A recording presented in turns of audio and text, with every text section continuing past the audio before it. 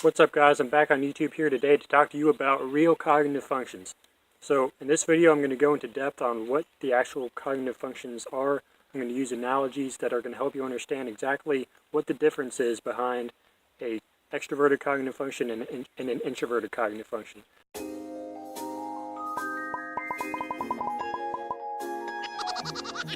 So the way I understand the cognitive functions is that the difference between an extroverted function and an introverted function is the way that energy is focused.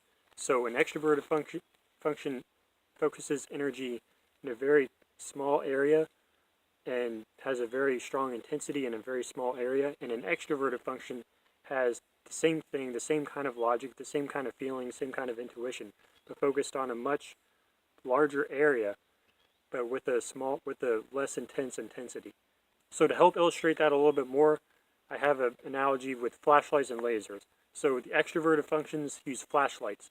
They have a big flashlight that can cover a big area with not a lot of light, but a large enough amount of light.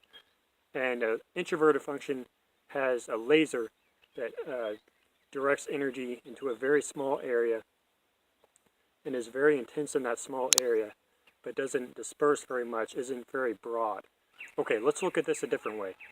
If logic is water, then an extroverted function, an extroverted thinker, will put his or her water in a very wide, shallow cup. And an introverted thinker will put his or her water in a very narrow but deep cup.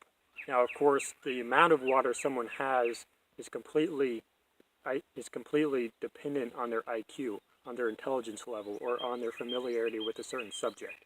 This isn't to say that an introverted thinker will always trump an extroverted thinker in a smaller area unless the IQ levels are the same. Now, if the IQ levels are the same, then we still have equilibrium, because while an introverted thinker will normally do better in a debate that's tightly focused, an extroverted thinker will do equally as well over the introverted thinker in a debate that has a much wider focus.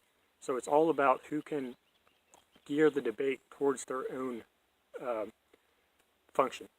So that's all I have for today. I hope you enjoyed it. If you want more of these style of videos, please tell me in the comments. That's all I have for you today. Have a nice day.